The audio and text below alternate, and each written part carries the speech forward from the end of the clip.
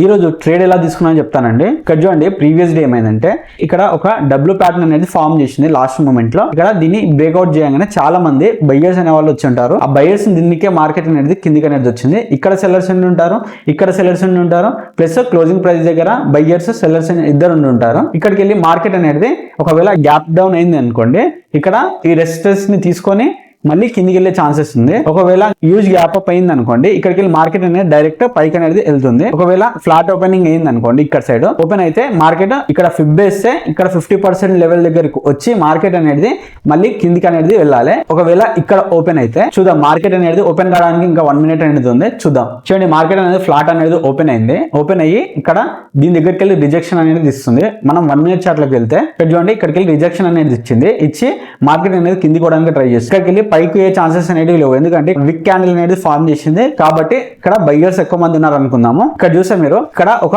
W pattern అనేది form చేసింది. Form చేసి మళ్ళీ బ్రేక్అవుట్ అనేది ఇచ్చింది. ఇక్కడ చాలా మంది బయ్యర్స్ అనే వాళ్ళు వచ్చి ఉంటారు. ఇక్కడికి వెళ్ళి మార్కెట్ అనేది కిందికి రావాలి. నేను ఇక్కడ ఒక రెడ్ కలర్ క్యాండిల్ చూసి నేను ఎంట్రీ అనేది ప్లాన్ చేస్తాను. ఇక్కడ ఒక రెడ్ కలర్ క్యాండిల్ అనేది ఫామ్ అయింది నాకు. ఇక్కడ నేను ఎంట్రీ అనేది ప్లాన్ చేస్తాను. 50 పాయింట్స్ అనేది స్టాప్ లాస్ అనేది పెట్టుకుంటాను. 140 పాయింట్స్ అనేది నా టార్గెట్ అనేది ఉంటుంది. ఇక్కడ నా టార్గెట్ అనేది హిట్ అయిందో లేదో తెలుసుకుందాం. ఇక్కడ చూడండి, ఇక్కడ ఇట్లా గ్యాప్ వచ్చింది అనుకోండి, ఇక్కడికి వెళ్ళి మార్కెట్ అనేది ఖచ్చితంగా కిందికి వెళ్ళి రివర్స్ అనేది రావాలి. ఎందుకంటే క్యాండిల్ కి ఇక్కడ గ్యాప్ అనేది చాలా ఉంది కాబట్టి ఇక్కడికి వెళ్ళి మార్కెట్ అనేది ఖచ్చితంగా పైకి అనేది వెళ్ళాలి. ఈ లైన్ ని బ్రేక్ డౌన్ చేయగానే మనము ఎగ్జిట్ అవ్వడానికి చూద్దాం. ఇక్కడ చూడండి, నా టార్గెట్ అనేది ఇచ్చేసింది. ఇక్కడికి వెళ్ళి మార్కెట్ అనేది మాక్సిమం పైకి వెళ్ళడానికి ఛాయిసెస్ ఉన్నాయి. ఇలాంటి చార్ట్ ట్రేడింగ్ కాన్సెప్ట్ గురించి లైక్ చేసి సబ్స్క్రైబ్ చేయండి.